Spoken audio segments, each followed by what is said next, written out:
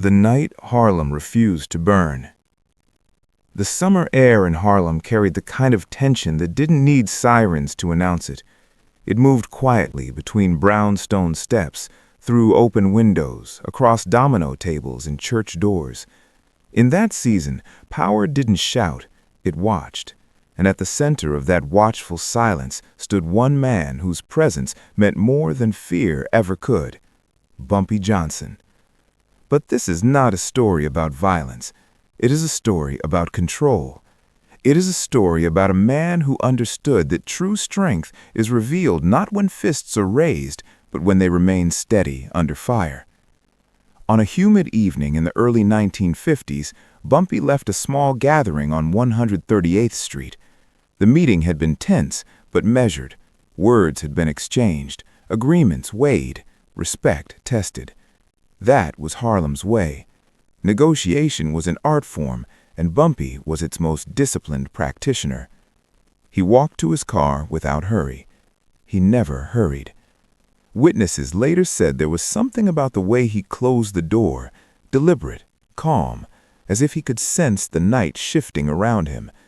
The street lights flickered faintly. Somewhere a radio played soft jazz. A few men across the avenue pretended not to stare. Then it happened. A sudden flash, a violent burst of flame that swallowed the car in seconds. People gasped, someone screamed, a woman dropped her grocery bag, oranges rolling into the gutter. The fire rose fast, too fast to be accidental. It was a message, a calculated attempt to erase a man who had built his reputation not just on power, but on poise. Inside the vehicle, heat pressed against metal and glass, smoke thickened, the air became an enemy. And yet, what happened next would echo through Harlem for decades. The car door kicked open, not with panic, with force. Bumpy emerged through smoke and sparks, his suit jacket partially burned, his hands visibly injured from shielding himself as he forced the latch. His palms were scorched, skin raw from heat, but his face held something that fire could not touch: composure. He stood upright, not staggering, not shouting, just breathing. The crowd froze. The men who had orchestrated the attack, hidden at a distance, expecting chaos, did not see a victim. They saw something far more dangerous: a man who refused to collapse. Bumpy looked down at his hands for a moment. The pain was real, the damage undeniable, but he did not clutch them. He did not cry out. Instead, he adjusted what remained of his jacket and turned slowly toward the onlookers. "Go home," he said quietly. 2 words. No anger, no threat, just authority. It was the calm that unsettled everyone. Because in Harlem, fire was supposed to provoke fury, retaliation was expected, an explosion demanded an explosion in return. But Bumpy walked, not toward revenge, toward strategy. He refused the ambulance at first, choosing instead to sit on the edge of the curb, speaking softly with one of his trusted men. Witnesses later described the moment as surreal. Flames still crackled behind him, yet he was already thinking ahead, already calculating outcomes. That night, no retaliation orders were given, no chaos unleashed. Instead, something far more powerful occurred. He sent word, not through threats, but through silence. For 3 days he disappeared from public view while his hands were treated. Harlem buzzed with speculation. Some assumed he was weakened, others believed he was plotting a storm. But when he reappeared, bandages wrapped around his hands, he did something no one predicted. He attended a community fundraiser at a local church. He stood before families, elders, children, and he donated generously to repair playground equipment damaged earlier that month. He spoke briefly about resilience, about dignity, about not allowing destruction to define identity. The message was clear. You tried to burn me. Instead, I build. And that was what shocked the mob. Because retaliation would have been simple, violence would have been expected, But restraint? Restraint required control. Behind closed doors, conversations shifted. The men responsible realized their plan had failed in the most humiliating way possible. They had intended to show dominance. Instead, they had revealed desperation. Bumpy understood something few leaders ever grasp. Power that reacts emotionally is weak.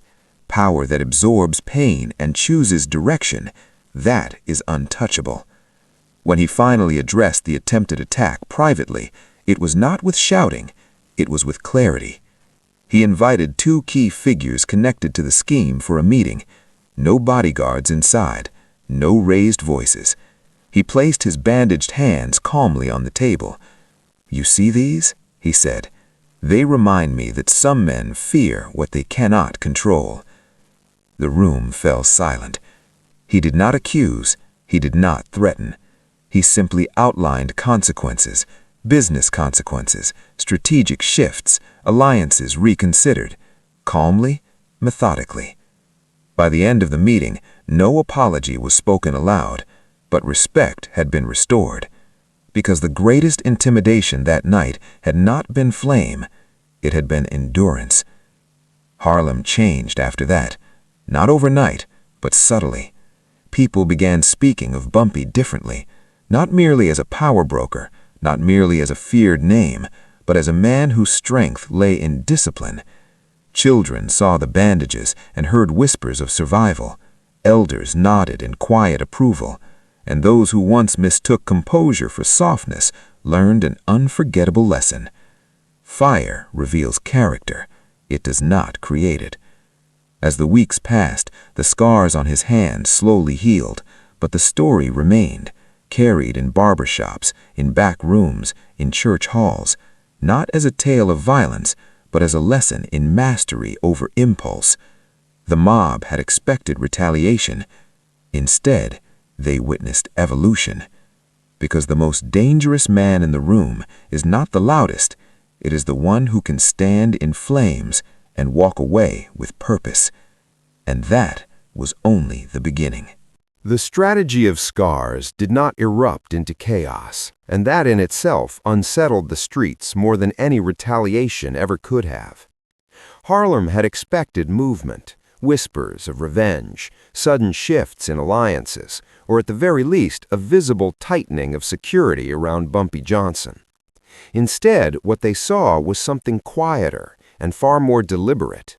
He returned to his routines with measured precision, attending meetings, walking the same sidewalks, greeting elders outside storefront churches, nodding respectfully to shopkeepers who watched him with a mixture of concern and admiration. The bandages around his hands were impossible to ignore, yet he wore them not as symbols of injury, but as reminders of survival, and survival in Harlem carried its own authority. What many did not understand was that Bumpy had already shifted the battlefield away from anger and into psychology. He knew that the fire had not merely been an attempt to harm him physically, it had been designed to provoke him emotionally. The men behind it expected rage to cloud judgment, expected retaliation to fracture alliances, expected impulsive action that would expose weaknesses. But Bumpy believed that leadership was tested not in moments of dominance, but in moments of restraint. The scars on his hands became tools of influence. Every handshake he declined gently due to healing. Every glass he lifted carefully during meetings, every subtle wince he masked with composure, reminded observers that he had endured something meant to break him and had returned unchanged in spirit. Behind closed doors, he began strengthening relationships that had nothing to do with intimidation and everything to do with stability. He invested in legitimate businesses more visibly, directing funds into local grocery stores, supporting small property owners, and backing community programs that ensured Harlem families had resources during difficult months. This was not an act of charity for appearances, it was strategic insulation. The stronger the community's loyalty, the weaker any attempt to undermine him would become. When people feel protected, they protect in return, and that was a truth more enduring than any act of force. The men who orchestrated the attack began to feel the pressure not from threats, but from isolation. Invitations to certain gatherings no longer arrived. Business negotiations became colder, more formal, less cooperative. Suppliers grew hesitant to align too closely with individuals perceived as reckless. Bumpy had not spoken their names publicly, but everyone understood the message. Instability is expensive. Those who gamble with fire risk burning their own credibility. In Harlem's complex ecosystem of power and survival, reputation was currency, and once it began to devalue, recovery was difficult. Bumpy also changed something within his inner circle. He did not express anger, but he emphasized discipline. Meetings became more structured, decisions were reviewed carefully, emotional reactions were discouraged. He reminded his closest associates that loyalty must be guided by wisdom, not ego. He often spoke about history, about leaders who collapsed because they mistook impulsiveness for courage. His words carried weight because they were lived truths. The fire had proven that he could endure physical pain without surrendering strategic clarity, and that example reshaped the mindset of those around him. Meanwhile, whispers continued across Harlem. Some admired his restraint. Others questioned whether he was losing his edge. Bumpy understood that doubt is natural, and he allowed it to circulate. Doubt often draws opponents into overconfidence, and overconfidence leads to mistakes. He did not need to rush. Time, he believed, was the ultimate ally of disciplined leadership. While others measured power in immediate reactions, he measured it in sustained influence. During a private dinner with respected community figures, he spoke candidly about the importance of dignity.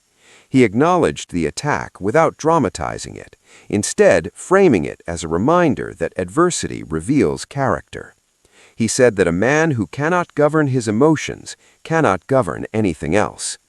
Those words spread quietly through conversations the next morning. The narrative shifted further. The fire was no longer seen as an act of dominance against him. It became an example of failed intimidation.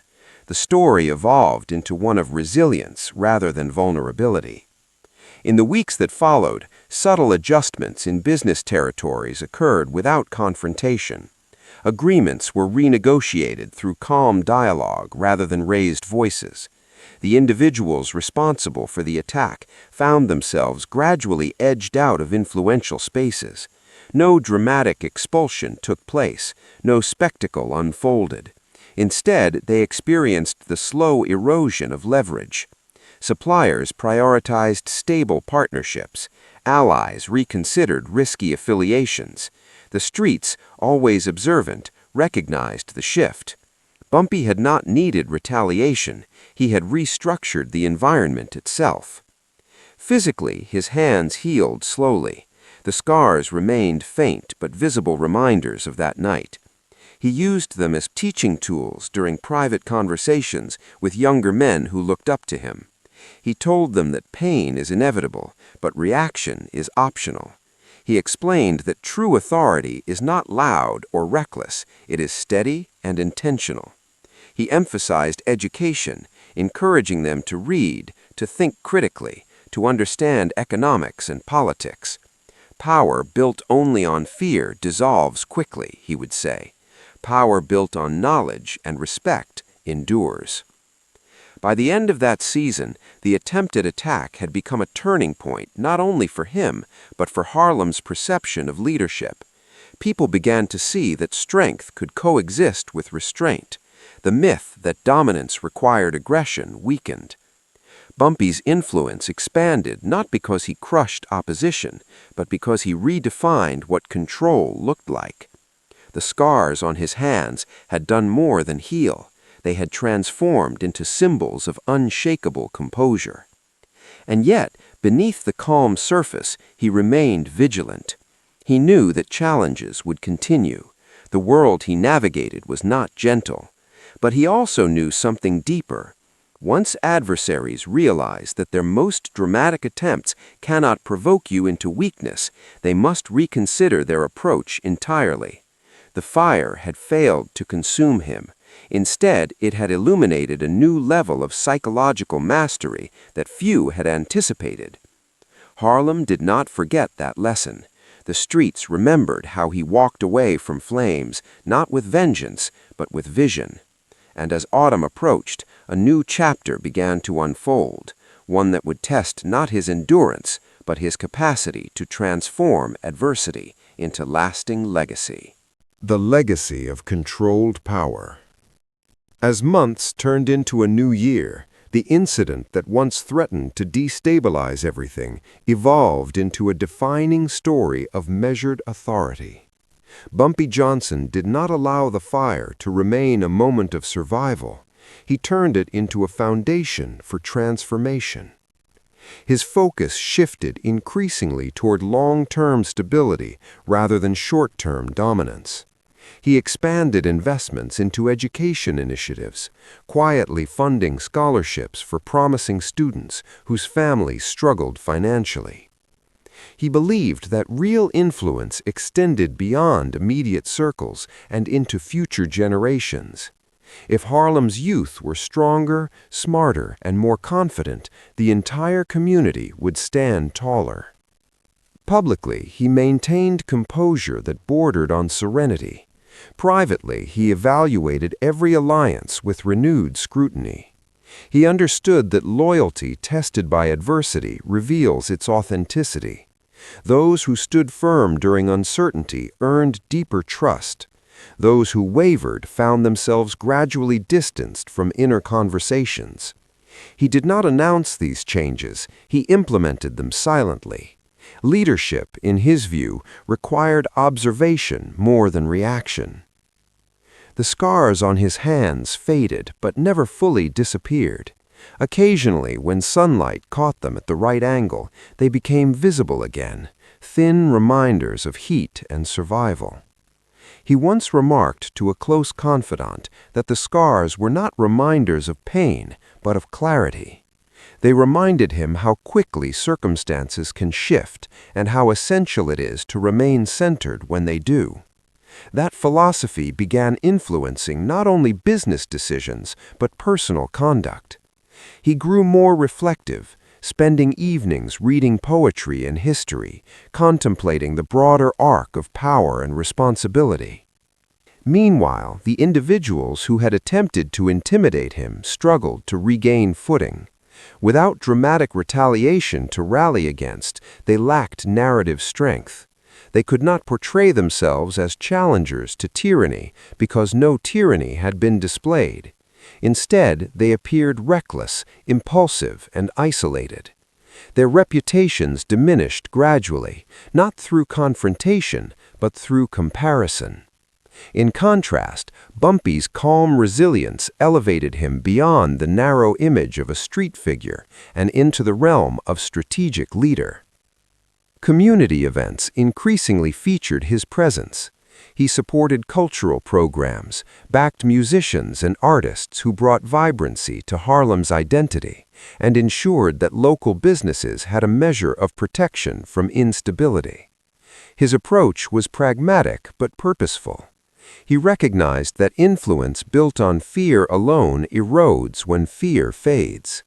Influence reinforced by tangible community benefit creates loyalty that endures beyond rumor or intimidation. Conversations among elders often reflected on the transformation they had witnessed. They spoke about how many men, when attacked, respond with visible fury, yet Bumpy had responded with visible discipline. That distinction altered how younger generations interpreted power. Strength was no longer synonymous with aggression. It became associated with emotional control, strategic patience, and calculated decision-making. Even critics acknowledged that the night of the fire marked a shift not only in his trajectory, but in Harlem's internal balance of authority. As time progressed, the attempted attack became less a dramatic episode and more a parable told in quieter tones. Parents referenced it when teaching sons about composure. Business owners cited it when discussing the cost of impulsive choices. The story's meaning evolved from spectacle to lesson. Bumpy understood this evolution and did nothing to amplify it. He allowed the narrative to mature organically. Sometimes the most powerful influence is the one that requires no reinforcement. In his later reflections, he often emphasized that adversity is inevitable in any environment shaped by ambition and rivalry. What distinguishes enduring leaders is not their ability to avoid hardship, but their refusal to be defined by it. He considered the fire an unexpected teacher. It forced him to examine not only external threats, but internal responses. It tested whether he truly believed in the discipline he preached. And by choosing composure over chaos, he had answered that test convincingly. Harlem itself seemed to grow steadier in the years that followed. While challenges persisted, as they always do in dynamic communities, the atmosphere carried a deeper understanding of measured authority.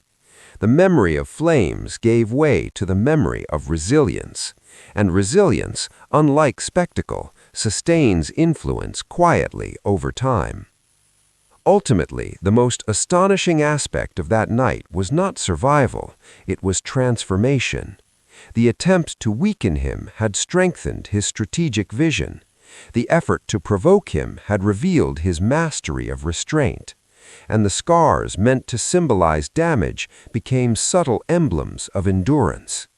In a world where many equated power with reaction, Bumpy demonstrated that true command lies in choosing response over impulse. The story endures not because of fire, but because of what followed it, a demonstration that dignity under pressure can reshape perception more effectively than any show of force. Harlem remembered a man who walked out of flames with burned hands, yet steady purpose, and in doing so, redefined what leadership looked like in the face of adversity. The architecture of influence. Years after the night of the fire, when conversations in Harlem drifted toward power, discipline, and survival, the story of Bumpy Johnson no longer centered on the flames themselves, but on what emerged afterward. The attempted destruction had become less an event and more a turning point in the philosophy of leadership he embodied. By then, the streets had learned that intimidation could fail spectacularly when directed at someone who refused to respond on predictable terms. What few outsiders understood was that Bumpy did not merely recover from that moment, he redesigned the way influence operated around him. He began constructing what could only be described as an architecture of stability, one built not on reaction, but on foresight. His meetings evolved into strategic forums where long-term positioning outweighed short-term gain. He emphasized patience as a competitive advantage, teaching those within his circle that emotional restraint creates clarity where others see chaos. The scars on his hands had long since faded into faint lines, but their symbolism remained vivid in his private reflections. He often used the phrase, "control the temperature," when discussing tense situations, reminding associates that environments heat up only when someone feeds them. By refusing to escalate, he had lowered the temperature of an entire conflict without surrendering authority. That lesson became foundational in how disputes were handled moving forward. Instead of dramatic confrontations, negotiations grew quieter, more calculated, and more enduring. Beyond business, Bumpy deepened his investment in Harlem's social infrastructure. He supported literacy programs and cultural initiatives that preserved the neighborhood's identity during a time of shifting national landscapes. He understood that influence thrives where community roots are strong. If Harlem's artists, teachers, and entrepreneurs felt secure, the ecosystem of loyalty would expand naturally. This approach did not erase the complexities of his world, but it layered them with responsibility. He believed that survival without contribution was hollow. The fire had clarified that life's unpredictability demands purpose beyond self-preservation. Opponents, meanwhile, faced a dilemma. Traditional tactics relied on provocation, on triggering visible responses that could be exploited or challenged. Yet Bumpy's composure disrupted that formula. Without outbursts to leverage or retaliation to condemn, adversaries struggled to construct narratives that positioned them as credible challengers. Over time, their strategies appeared increasingly outdated, reactive rather than visionary. Harlem's power dynamics subtly favored steadiness over spectacle. Those who thrived were those who could navigate complexity without drawing unnecessary attention. In this way, the Night of the Fire indirectly influenced an entire generation of decision-makers who observed and adapted. Privately, Bumpy reflected more deeply on legacy than he ever had before. He recognized that reputation, once solidified, can outlive circumstance. The story of how he emerged from the flames with composure had become woven into Harlem's collective memory. That awareness did not inflate his ego. Instead, it sharpened his sense of accountability. He understood that when people look to you as a symbol of resilience, every choice carries amplified consequence. He began mentoring younger men more intentionally, stressing the difference between dominance and discipline. He spoke about the dangers of allowing pride to dictate action and the value of calculated patience in volatile environments. Many who listened carried those lessons forward into their own leadership roles, reshaping how influence manifested across the neighborhood. As national headlines shifted toward broader social changes, Harlem remained a microcosm of adaptation and survival. Bumpy's approach reflected an understanding that power must evolve or risk collapse. The world outside was transforming economically and culturally, and he recognized that rigid strategies would falter. He diversified interests, explored legitimate ventures with greater seriousness, and sought partnerships that extended beyond traditional boundaries. This evolution was not abandonment of his roots, but expansion of his reach. He saw opportunity where others saw threat, and he treated stability as an investment rather than a temporary condition. The memory of the fire continued to surface in unexpected moments. At gatherings, elders would recount the image of smoke parting as he stepped into the street, hands burned but posture unbroken. Younger listeners absorbed the imagery not as a tale of danger, but as an example of emotional mastery. The emphasis had shifted entirely from violence to resilience. In that transformation lay the story's enduring power. It was no longer about an attempt to harm, it was about the refusal to be defined by harm. That nuance shaped how Harlem interpreted strength in subsequent years. Even critics who once questioned his methods acknowledged the discipline he demonstrated during that crisis. The absence of impulsive retaliation had preserved relationships that might otherwise have fractured permanently. By resisting immediate reaction, he had maintained leverage and credibility. In strategic circles, this was understood as advanced thinking. He had converted vulnerability into advantage by controlling perception. The lesson extended beyond his immediate environment into broader reflections on leadership. When confronted publicly, the most potent response may be quiet recalibration rather than dramatic counterattack. In quieter evenings, as jazz drifted through open windows and city lights reflected off polished shoes, Bumpy contemplated the arc of his journey. He recognized that every leader faces a defining trial. Some crumble under it, some lash out destructively, and a rare few transform it into foundation. The fire was his trial. It tested whether his philosophy of composure was genuine or merely rhetoric. By walking away with measured intent instead of rage, he had proven that discipline was not an accessory, but a core principle. That realization fortified him for future challenges, ensuring that when adversity returned in different forms, his response would remain consistent. Harlem's story is one of endurance, creativity, and layered complexity. Within that narrative, Bumpy Johnson's chapter stands not as a glorification of confrontation, but as an exploration of self-command. The night flames rose against him could have spiraled into prolonged instability. Instead, it became the catalyst for a deeper architecture of influence, rooted in foresight and community alignment. Power that once might have been measured by reaction came to be measured by resilience. As years continued to pass, the image that endured was simple yet profound. A man stepping from fire not with vengeance, but with vision. The streets remembered not the blaze, but the posture that followed it. And in that posture lay the true legacy of controlled strength, a reminder that leadership at its highest level is less about overpowering opponents and more about mastering oneself.